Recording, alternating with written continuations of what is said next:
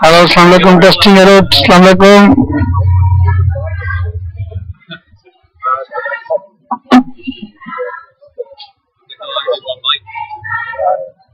I think there's only one microphone for it, so that makes it easy.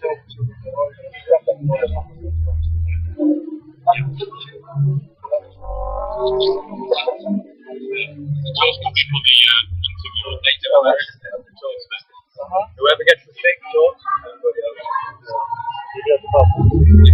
Yeah. Maybe gongs here. Better be ready.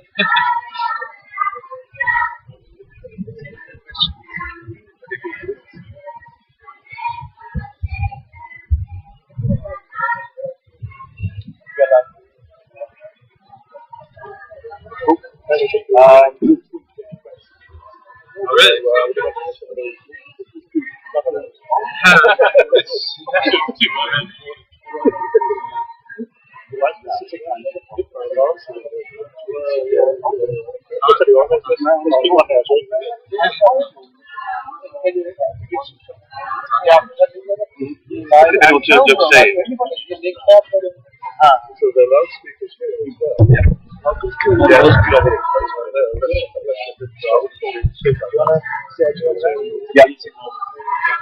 Should we get sat down, guys? Yeah, okay. Any particular order you want us in? No. Whichever order you want to be in.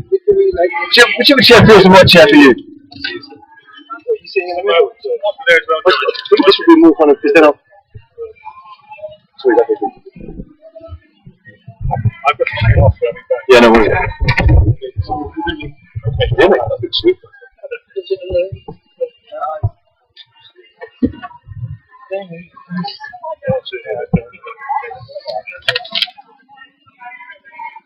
We're going to share mics, so I guess if you three share that mic, then we'll share this one.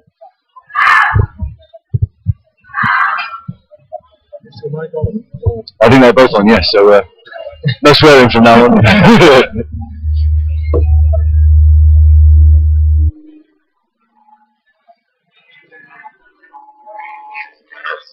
Yeah, system?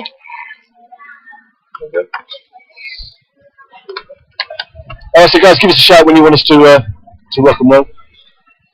I think our friend just went to warm up, like, there was another stand where this might have been labelled to, so...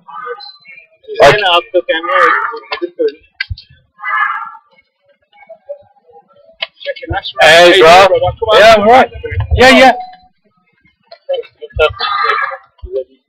Yeah, that's all.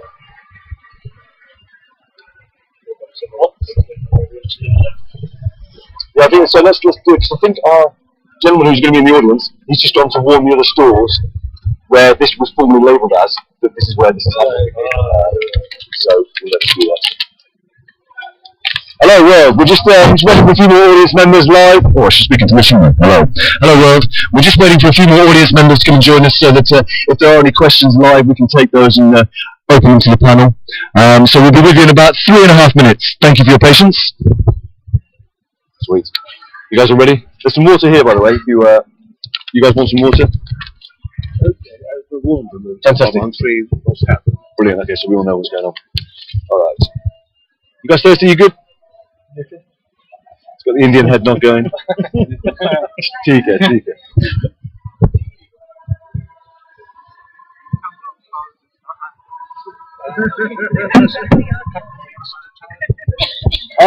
Yeah. I mean, we've got a good bit of time. So I think, how long were you guys intending this to be? Okay, cool. Yeah. So I think say what you feel needs to be said, but kind of don't go crazy. You know what I mean? Yeah. So okay. Cool. Fantastic. But it's the idea that we answer those kind of initial pre-questions, so we have a bit of question from the floor. Yeah, I think so. And there's people on Twitter as well. So yeah. There actually are people on Twitter. Yeah, it's a miracle. So yeah, we'll take those questions as well. Yeah. Yeah, so what I'll do is I'll ask you guys to introduce yourselves initially, and then we'll crack into it. Start at one end. Yeah, we got one here. So, Oh, I see. So this is yeah. 3, and that's... Yeah.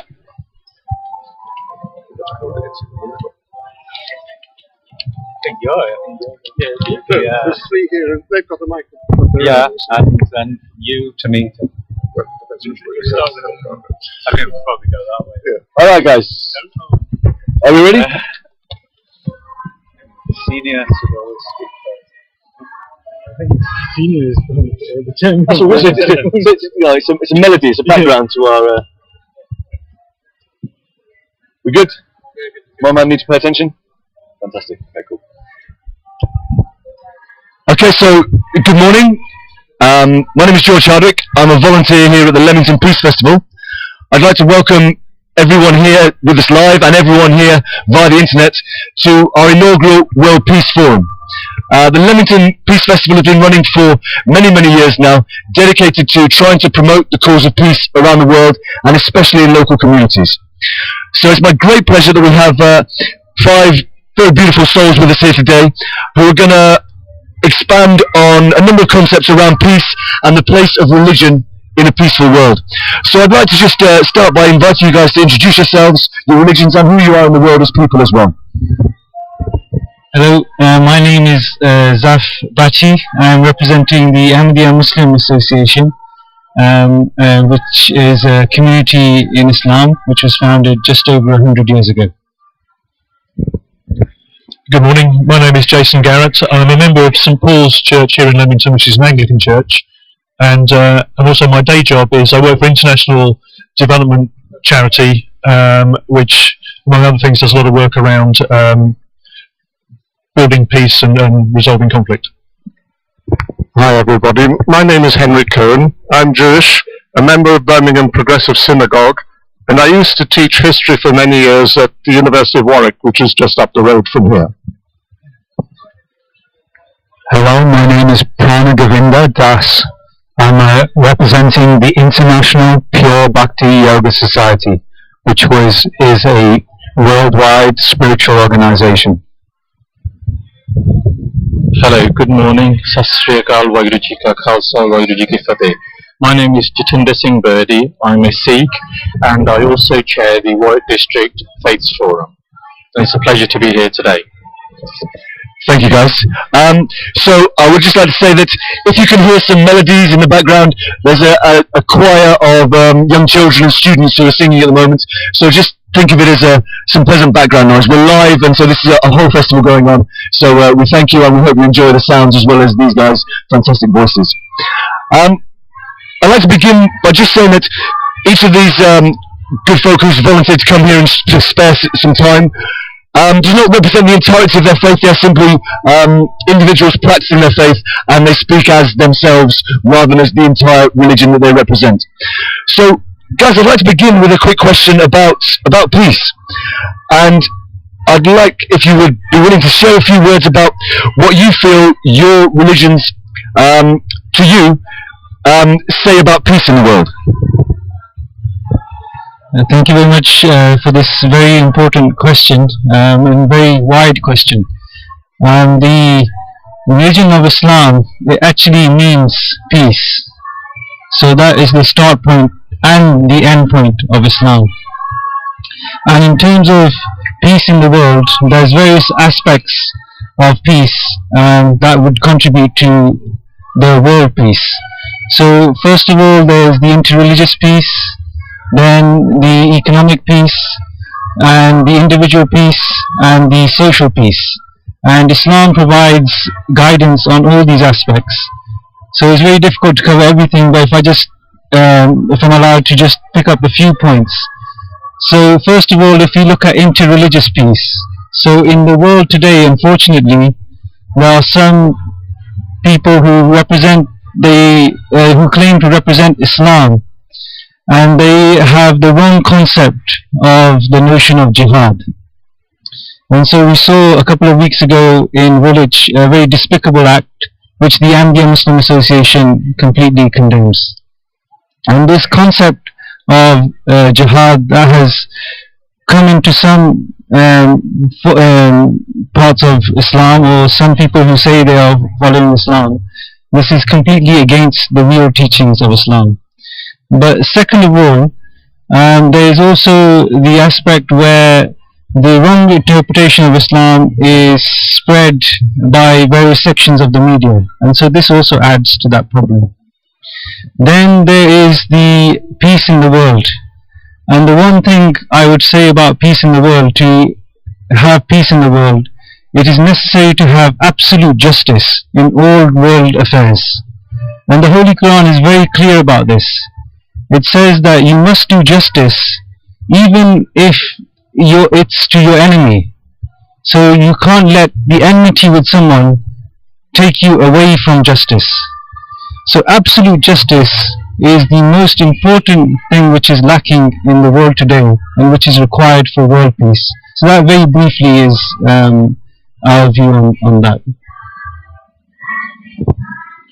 Well, as a Christian, I would aim to follow the example of Jesus, and he was called the Prince of Peace, and in his famous Sermon on the Mount, one of the aspects of that was he said, "Blessed are the peacemakers, for they will be called the children of God." So as Christians, we have very clear direction and instruction to pursue peace. But as my colleague Zaf has said, I think peace is very tied into justice as well. But peace isn't the absence of conflict, the absence of war only. It is about justice as well. So you can perhaps have a situation of huge inequality and injustice in a situation where maybe there's no conflict, but it's because certain people are kind of kept in a subservient position, and that's not really peace. So the two are very closely connected in Islam and certainly in Christianity as well. The Bible says huge amounts about justice, about how we treat other people, treat the poor, the oppressed, the widow, the orphan, and also how we treat our enemies as well. So all of those aspects are very, very important when we're talking about peace. I will quote you from a short Jewish saying which has come down the centuries. The world rests on three pillars: justice, truth, and peace. That is, both between nations and between individuals. What this means is that you cannot have peace without either justice, as we've just heard, or truth, but also that the same high standards of ethical conduct should apply between nations as we would apply in our ordinary lives with our fellow men and women, whether of our own faith or other faiths or other races or beliefs. And let me give you a quotation from a much more recent rabbi writing 20 years ago about how this works out in practice when we're talking about peace among the nations. John Rayner wrote, "It is not enough to pray for peace, we have to work for it. It is a challenge to those who foster conflict. We must refute their propaganda to ascertain and make known the truth, both when it confirms and when it runs counter to conventional views. To denounce injustice, not only when it is committed against us, but also when it is committed against others. To defend human rights, not only our own, but also theirs. To insist that peace requires sacrifice, our pride, or wealth, or territory. To practice and promote the way of moderation, compromise, and reconciliation. And to build bridges of respect and understanding, trust and friendship across the chasms that now divide humanity." Hare Krishna. If I may say that I'm representing the International Pure Bhakti Yoga Society, to say that this society is non-sectarian. People who are practicing pure bhakti, or bhakti yoga as it's known, may come from any background. They may be originally from a Muslim background, a Hindu background, Christian background, or a Jewish background, or even a non-religious background. Bhakti yoga means love and devotion. And love and devotion to who? to the Supreme, to God. God goes by many names. I'm sure everybody on this panel will call God a certain name. Some may call him Krishna, some God, the Lord, Christ, Jehovah, Jah, Allah. It doesn't matter, because actually there's only one God, and he has many names. So we're understanding that we're all children of that one God, no matter what is his name. We're all brothers and sisters.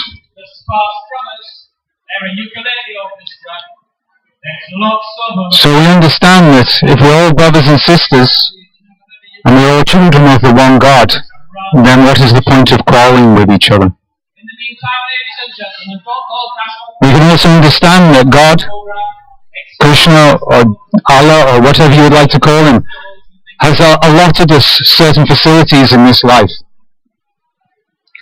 In Sanskrit is called karma. Because of our previous actions, we have a certain amount of money, we have a certain family, we're born in a certain country, we have so much facility.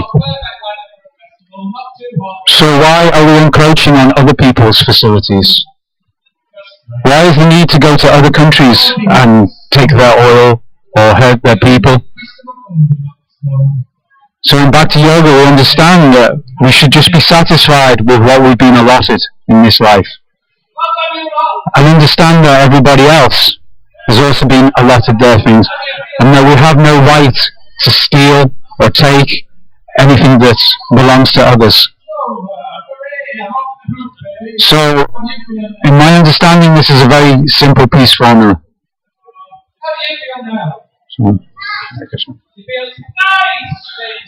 Waheguru Ji Ka Khalsa, Waheguru Ji Ki Fateh.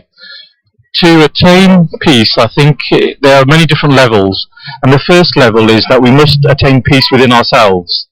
And to attain that, that's where our scriptures, all our holy scriptures, help us and guide us in attaining peace amongst ourselves. Only after that can we then attain to achieve peace in our local communities. Then we also need to get peace on a national level, and then also on an international level. But the starting point has got to be, we must be at peace with ourselves. Only then can we move forward. The Sikh Holy Scripture says, and I would agree with everything all the panels have said so far, it says, Ik Pita Ekas Ke Hum Barak. There is one God, known by many names, and we are all his children. Do you think our Father would be happy if we are quarrelling and fighting with our fellow brothers and sisters? I don't think so. We should learn to live with each other. We should learn to understand each other and work together for the betterment of the whole of society. Thank you. Thank you guys for your articulate answers. So that first question and the one that we'll be following was really designed to try and draw out what are the common grounds, what unites us. And already we've seen the ideas of justice and of all being children of a one God. So I wonder what you guys would think about the idea of love, both in human terms, human to human, and also, I guess, that divine love. What would your religion say about love as a uniting force? Thank you. It's such a wide and beautiful question that it's quite difficult to which aspect of that to choose. But the Arabic word for love is muhabbat, and that is derived and means actually to fill yourself with something. And the Holy Quran and Islam, it teaches man to love God and to fill yourself with God. And when you love God and you fill yourself with his love, you take on the color of his attributes. So if you love something and you fill yourself with that thing, then you take on his color. And the colors of God given in the Holy Quran, right in the beginning, the four primary are Rahman, Rahim, Rabbul Alameen, and Maliki Yawmuddin. And all these four characterize God's aspects of mercy. And in particular, it begins with the mercy of God which is universal. So Rahman, it means a mercy which is universal. It doesn't distinguish between whether you believe in God, whether you don't believe in God. And so if you begin to love God, then you must necessarily love His creation. And there's a very beautiful saying of the founder of Islam who said, my creation, God says that my creation is like my family. And those who treat I love those, God loves those who treat His family the best, i.e. God's creation. So that is just a small aspect of love in Islam.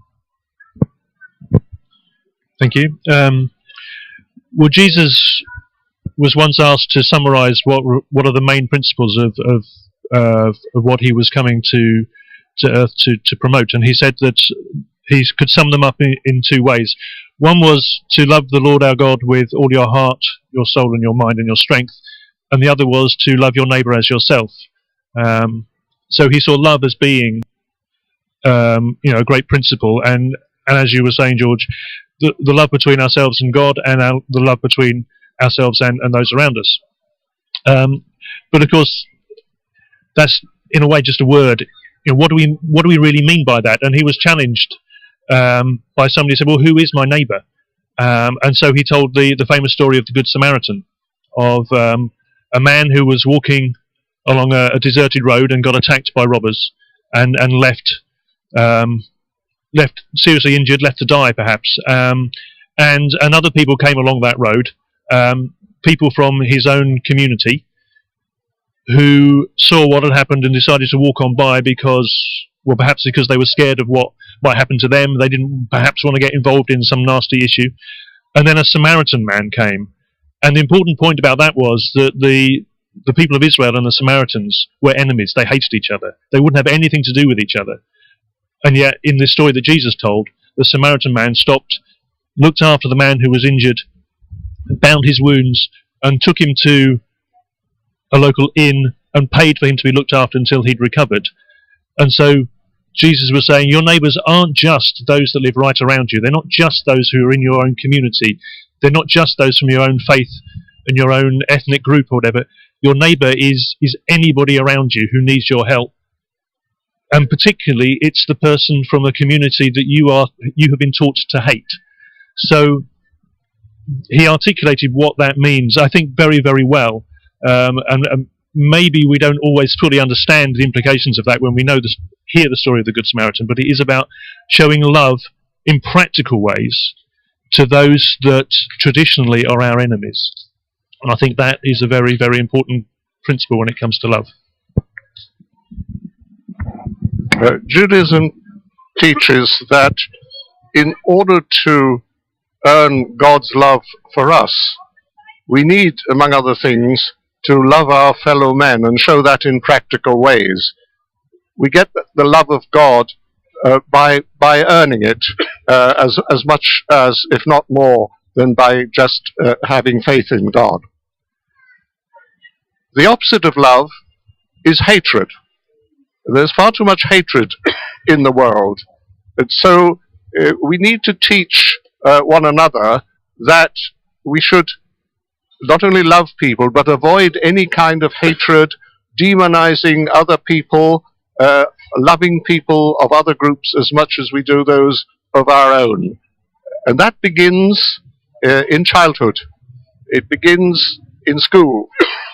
And one of the things which our liturgy says you should say to a child, you are a marvel, you are unique, you are unlike any other being on the planet.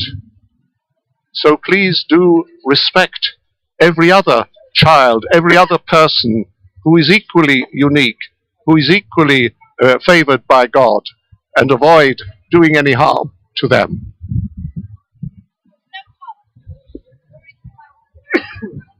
We understand that God is in the heart of every living entity. He's not just in the heart of every man, woman and child, but actually He's in the heart of every animal, every living being. Every soul is a spark from God. It's likened to, there's a fire. Let's say the fire represents God, Krishna. And each spark from that fire is like the spirit souls. That's us, the living entity. So we can see that there is a living entity within every being, because we can see that a dog, a cat, a woman, even a blade of grass comes into being, grows, at some time dwindles and passes away. So that means there is life there. Where there is life, God is present. But God is even present in something that's inert. Even in this microphone he's present, because he's within every atom. This material energy that even this microphone is made of, this is God's energy. So God is everywhere. Like many scriptures say, in the Bible it says, he is omnipresent. He's omniscient. He's everywhere and he knows everything. So, if we develop love for God, then automatically we develop love for every living entity. It's not that we have to make any extra endeavor to love a certain person, or a certain group of people, or a certain country, or a certain being. Automatically that love will exist if we love God. So,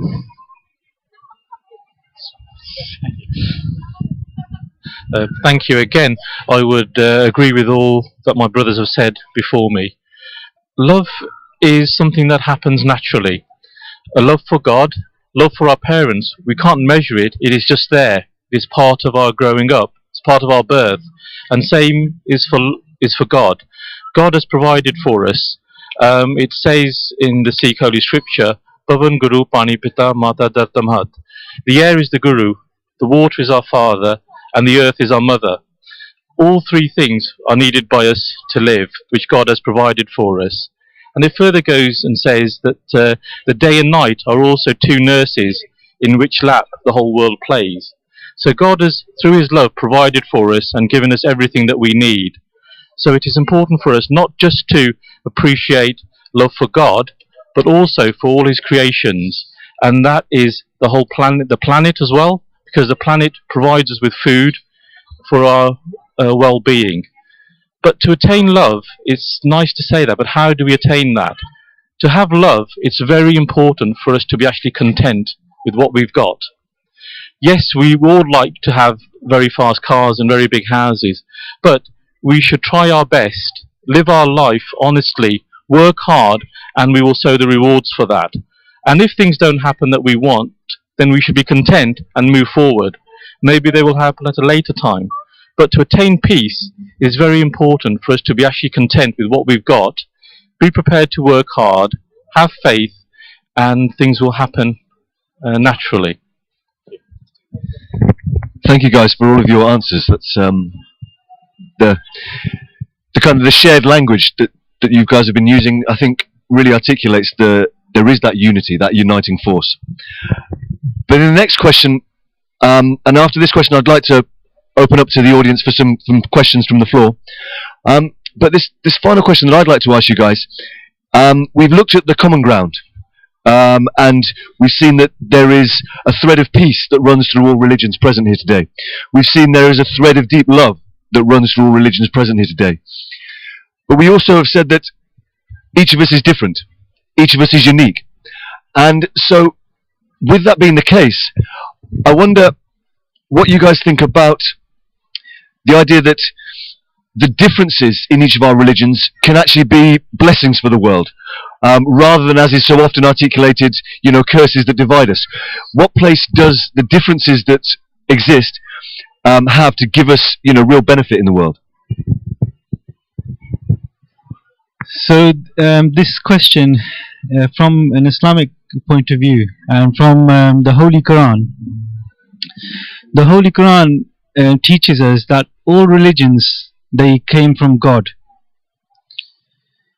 So as God is one, and also the Holy Quran teaches us, and Islam teaches us, that God sent a messenger to every nation, every people all over the earth. Whether we read of their name, that messenger's name in the Holy Quran or in other scriptures, or we don't, or history has lost their name, but God sent a messenger to every people in the world, and that message came from God. So as God is one, there can't be any contradiction in those messages. And the Holy Quran also actually says to have religious peace, that everyone, they should come and focus on the common ground and the common issues between the religions, as we've just seen already. But as what we believe is, so why are then these differences? So if all faiths, they came from God, then why is it that these differences have come? And it's not between religions, it's actually within religion itself. There are so many differences. So why has this happened? And the Holy Quran, it teaches us that as human beings being human beings, when the religion comes from God, it's in its pristine and pure form. Every messenger, Moses, Jesus, Buddha, Krishna, all these messengers are there from God. Their teachings are pure. Their example is pure. But human beings being human beings, they distort that messages and they introduce those differences. But as George has quite rightly said, is there something that can be gained from those differences? And it's quite interesting because the holy founder of Islam, what he said was that amongst his followers, amongst his ummah, the true followers who follow him correctly, there would arise differences, but those differences, they would lead to enhancement of knowledge and enhancement of understanding. But that can only happen if your attitude is peaceful, and that those differences are not in principle. As we can see in Islam, unfortunately, those differences, in the end, they divided.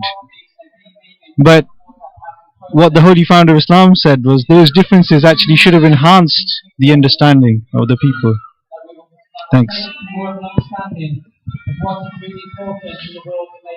I think this is perhaps the trickiest issue that we have to talk about. Is things like peace and love are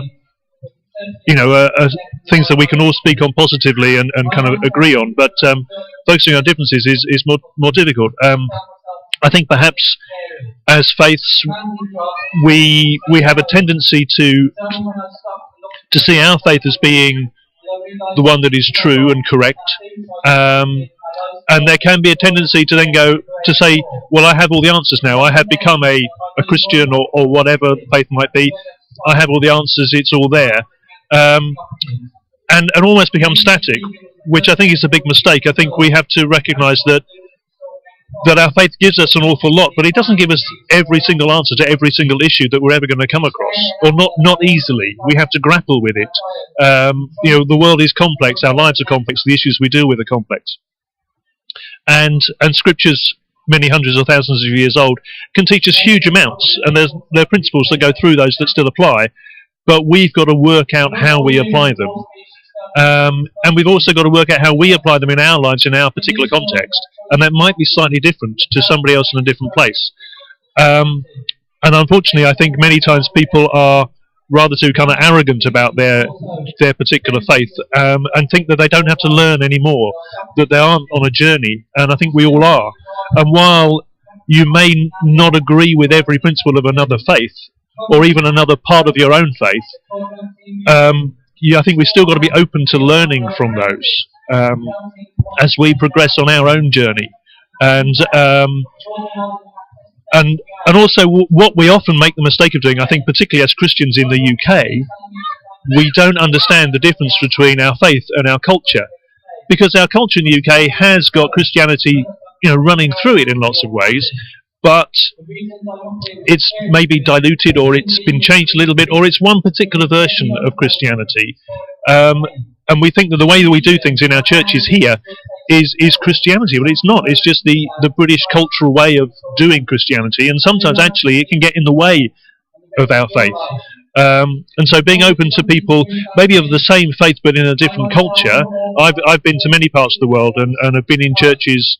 Some of them look like the churches here, some of them are small round huts, but they're all churches, and in many ways I learn more from the church that looks very different to my own. And then I've also met with people of other faiths, and I may not agree with everything about what they believe, but there's lots of things that I can learn, perhaps about the way they put that faith into practice, and the devotion that they have to it, that perhaps in lots of ways is missing from my faith. So the divisions that we have is about the diversity of humankind, and the diversity of culture and place. And I think that's what, we want to preserve that great diversity, so that we can learn from others in different places and not try and impose our own version on things. And in many ways in the past, the mistake that the Christian faith has made has been to impose our culture on people as well as teaching them about our faith, rather than teaching people or allowing people to learn about our faith, but then to interpret it in their own particular cultural manner. And that's what we need to be able to do, and that helps to promote diversity while existing with those principles of peace and justice and truth and love as well. Judaism teaches that salvation is open to all mankind, of all faiths or none. They don't have to be born Jewish or convert to Judaism, practice Judaism, providing that they observe certain essential basic rules of moral uprightness, such as not committing murder or idolatry and a few others, and one positive injunction in order to secure salvation, and that is to have properly established courts of justice, because from the pursuit of justice, everything else that we regard as morally desirable follows. Secondly, I would say that the Jewish community is heavily involved in this country and elsewhere in interfaith relations. And this is for two reasons, which I think duplicate what's already been said. First of all, because we can learn from other faiths different ways of expressing the moral and ethical values which, to a large degree, we all share. And secondly, because the more we learn about other faiths and other cultures, the more we will avoid conflict, the more we might hope to help to bring about peace. Thank you. So we can understand that many religions and many paths, there is a diversity in a practice. But we can understand also this is actually external. One church or one path, they may use some external rituals, practices, songs, chants. But what is the common thread amongst all those paths and religions? It's love. It's love for God. So we understand that the Lord has given us free will. We can love Him or we can not. And He has given us many paths, many religions, and many spiritual programs for us to develop love for God. Because each individual soul has a particular mood of love for God, and that is our own personal mood. So according to that mood, that love that we have for God, therefore we may be drawn to a particular religion or faith or path. So, like our friend was saying, that God created all these religions because He also gave us free will. We can choose to love God in a particular mood, and so therefore we are drawn to all these diverse paths. So I think having so many paths and religions in this world is a very beautiful thing, as long as we remember something very key in that: unity in diversity. That we're all actually after the same goal, to love God and to love each other. And the teachings of all the prophets and all the teachers of each religion, they all preach this. Thank you.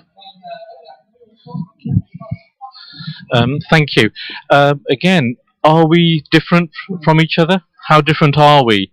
We've all been created by God, and we all have His blessings. So that is a common factor that we all share. God has sent prophets throughout time, and if we look at when prophets have been sent, Whether it's Lord Ram, Lord Krishna, Jesus, Moses, Muhammad, Buddha, Guru Nanak Dev Ji, when did they come? They came to this world when evil was at its peak. People's human rights were being violated. They were being overburdened with taxes by the rulers. Cruelty was at its peak. If we look throughout time, that is when God has sent prophets to help and guide the people. And that is his blessing to us. So yes, we are different. Our faiths are different. They've evolved at different periods of time. But they all, prophets have been sent by God. And therefore it's our duty to recognize that as the need arises, God has sent prophets to help and guide the people. They've not come for their own benefit. They've actually come to help the people that have been deprived, whose human rights have been violated, and to allow peace to continue. So yes, we are different. Times are different. But I believe that all the faiths' messages are very similar. The faiths are very simple. They are to love each other, to love God, to be as good a person as you can be. But how we attain that, we have our own choices. We have choices of whether we do good or bad. Those are not done by God. Those are our individual choices. So it's our duty to make the right choice, to use use the guidance given in our Holy Scriptures to show us the path to follow. So yes, we are different, but one thing we all still share in common is that we have God's blessings with us, and we should never forget that. Fantastic. Thank you, guys. And even though challenging winds may blow, we can all, if we stay focused on the right goal, we can all still attain that. So thank you for not being too distracted by our weather. I'd like to open up to the floor now. Thank you guys for coming and spending your time and lending us your ears. So are there any questions to the panel? Fantastic. So please.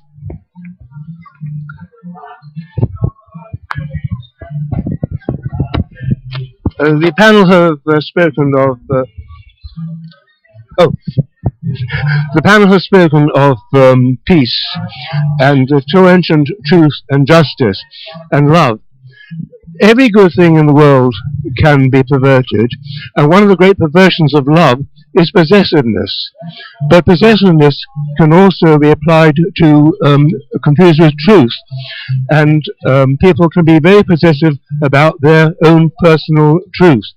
Would the panel like to comment further? Some suggestions of all, some hints have been made, but it could be opened out a bit further, I think.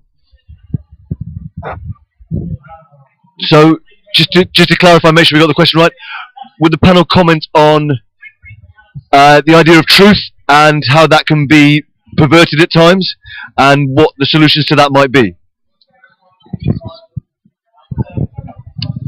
Bill, you always come up with these very philosophical and deep questions. So your question, if I understand it, is the understanding of truth from an individual point of view. Is that right? And how it can become possessive. About their truth. Okay. So I'll try and answer it as best as I can. It's kind of a strange one, but the recognition of truth is related to your inner truth, how truthful you are as a person. And it's quite interesting that the Holy Quran, it defines 4 stages of spirituality, or gifts of God, or 4 statuses, I should say, 4 statuses. The first is the righteous person. The righteous person meaning that he does no wrong, he does everything right. So it's kind of the first step. The second, it describes as the martyr. You might get shocked and think, martyr. And by martyr is meant that someone who obviously dies in the cause of his faith, but not as you see happening today, but more than that, who sacrifices all his desires for God. Then that third stage, which is kind of the ultimate stage beyond which is prophethood, is the truthful one.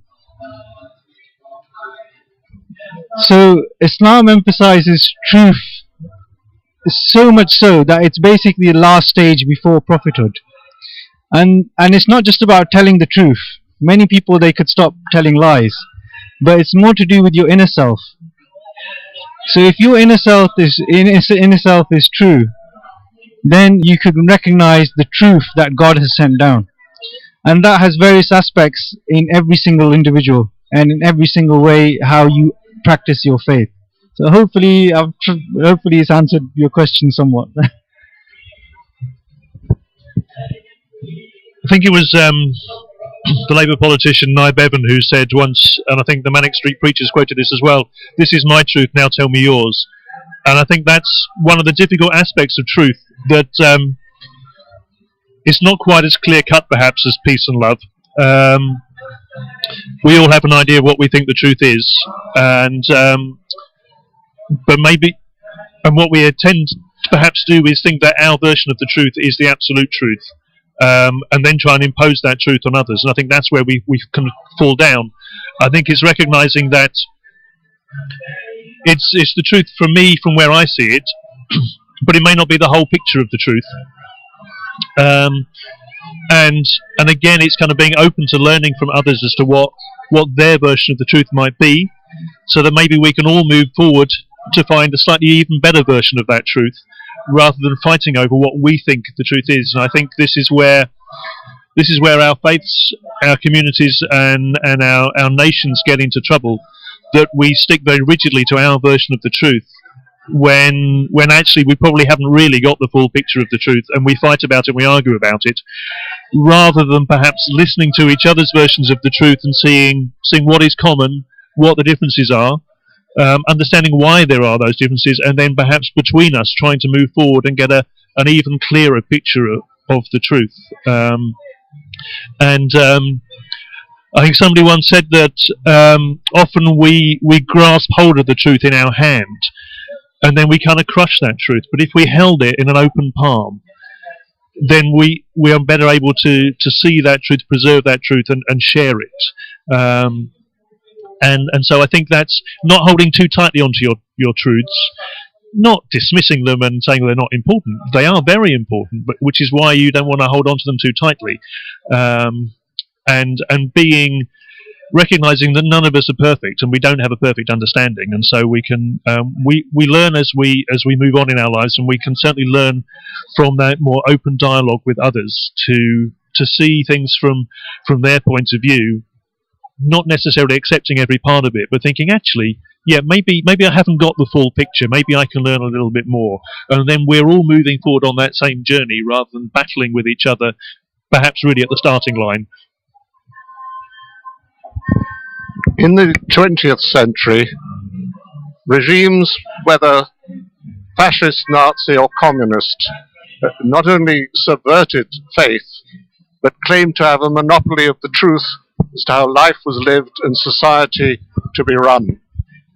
Now that that time has passed, sadly I have to say, there are in many faiths groups who claim to have the religious truth and wish to enforce it politically on others of a different faith. So I think it behooves those of us, and I think I can speak for all in this assembly, who believe that that is not the way forward, to work against this perversion of the truth by claiming a monopoly and imposing one's own view on others. Thank you.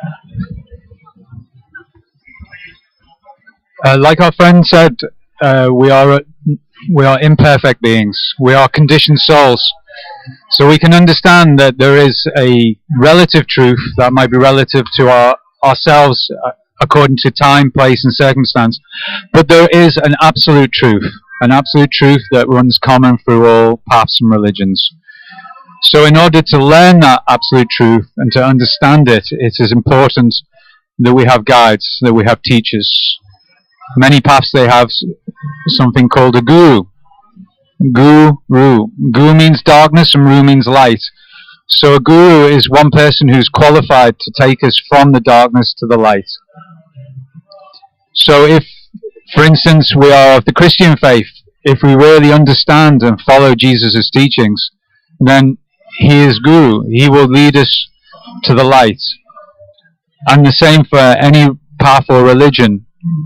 Each religion and path has teachers, whether they be in the past or whether they are present. And if they are really living that truth, and we are really following it, then we will come to understand what is the absolute truth. And then, like Jitendra Prabhu was saying, then we can develop first the peace within ourselves, and then we can help others to also obtain that peace.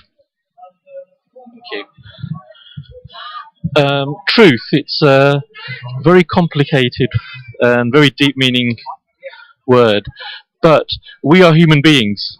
Every day we are learning. What we know today, tomorrow might change, and in future years will change with extra knowledge that we've attained. So we are always learning. So truth, what does it really mean? I think that it means that we must be knowing ourselves that what we are doing is correct. But again, being willing to accept change, evolving as we gain more knowledge. All faiths should be evolving, as society has evolved as well. And it's important that if you know what you are doing is correct, then you are at peace, and that is true to you. Why do conflicts, why does everything happen? It's because people, as we've heard before, people are trying to impose what they think is right on others.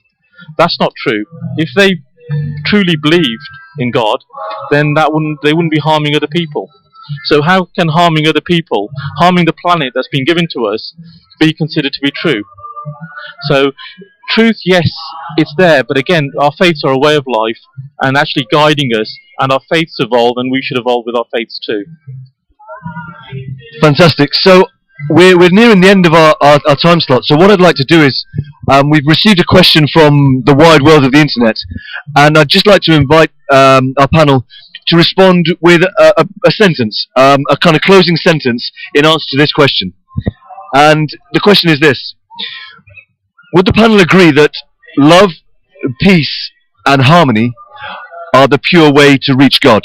So if you would like to close our session with a sentence each in response to that question.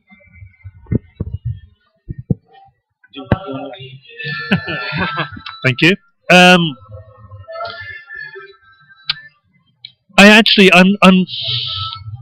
being slightly put on the spot. Love, peace and harmony are the way to reach God. I think love, peace and harmony is the way to bring peace to humanity.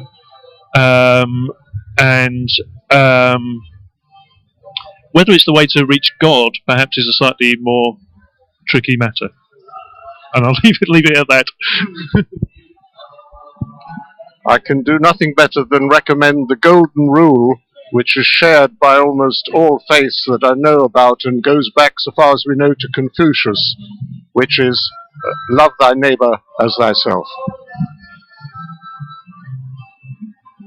One of my spiritual teachers used to say, God is love and love is God. So if we love God, we have God. God is everything. So if we love God, we have everything in our life. We'll be satisfied. If we are satisfied, then we'll have peace. And we'll be happy. And we'll be able to share that with others. Guru Nanak Dev Ji said, Naam, Daan, Ishnan are important. Naam means we should remember God. Daan means we should help other people. Ishnan means we should look after our body, keep ourselves clean, and that is the way to attain God. So, our love, peace and harmony, the way to, yes, I think the simple answer is yes. Add on to that truth, as Bill has said, and I think the answer is yes. And you can see from the t-shirt, the motto of our community is love for all, hatred for none. Thank you, guys. Thank you so much for taking the time to share your thoughts. Many blessings. Thank you to our audience.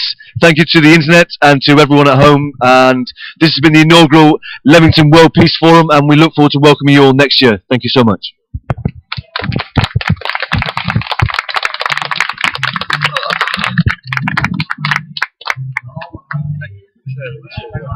May I just say though, don't you think a lot of it is to do with